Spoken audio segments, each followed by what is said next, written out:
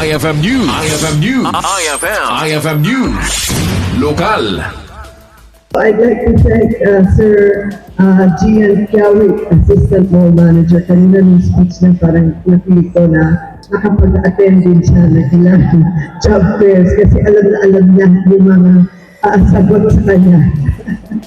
So, Agarop siya mapulukat siyam a porsyento ti employment rate dito probinsya ti Ilocos Norte. Dahito iti batad ni Mr. Giancarlo F. Kiawit, Assistant Mall Manager ti SMC Tilawag, kabayatan iti panaglokat ti Labor Day Job Fair iti Nasaw Amol. Dito'y pinagyamanan na iti gobyerno probinsya ng idadawalwan ni Governor Cecilia Araneta Marcos kastamet kadigiti national agencies gapiti daytoy a record ti labor employment dito probinsya.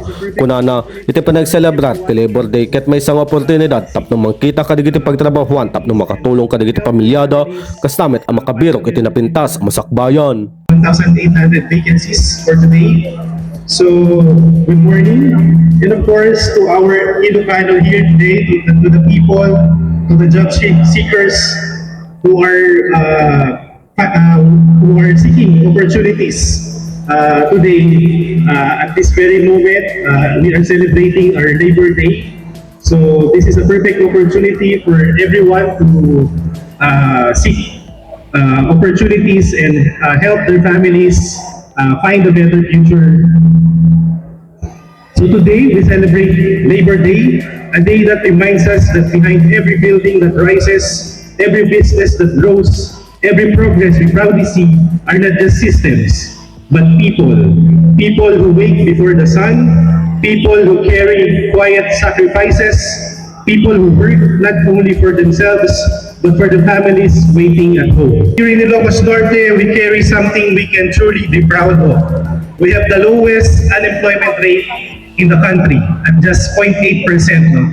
So we kudos to our government, especially to our Governor, Dr. Cecilia Araneta Marcos, and to the national agencies attached. No? Thank you for making a good record in our labor employment. No? So meaning we have around 99.2% na manggagawa na may trabaho po dito sa Ilocos Norte. So we have the highest in the country. So Mainaigiti daytoy maragsakan ni Ms. Pia Abaya, Manager ti Public Employment Service Office iti Syudad Tilawag, iti daytoy anababa ang employment rate iti probinsya. Kunana, basar iti labor market information ng obrada para iti 2025 ket dua iti key employment generator iti syudad, iso ti retail, kastamet iti tourism ken hotel and restaurant.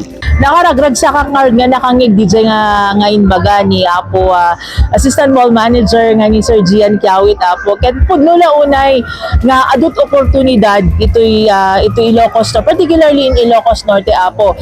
DJ na palabas nga DepDev nga meeting ngay natin darak ijay La Union may baga Apo nga iti Ilocos Province agrikultura ti number 1 pelaeng talaga nga trabaho.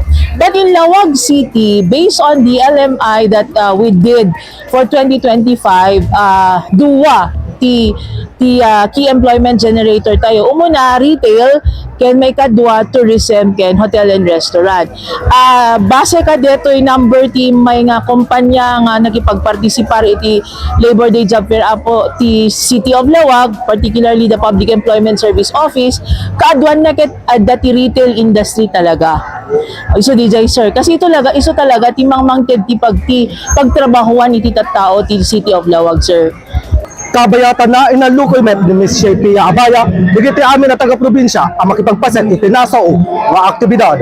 Para ida IFM News, Idol Rain Santos, Batak, IFM. IFM News. IFM News. IFM News. Lokal.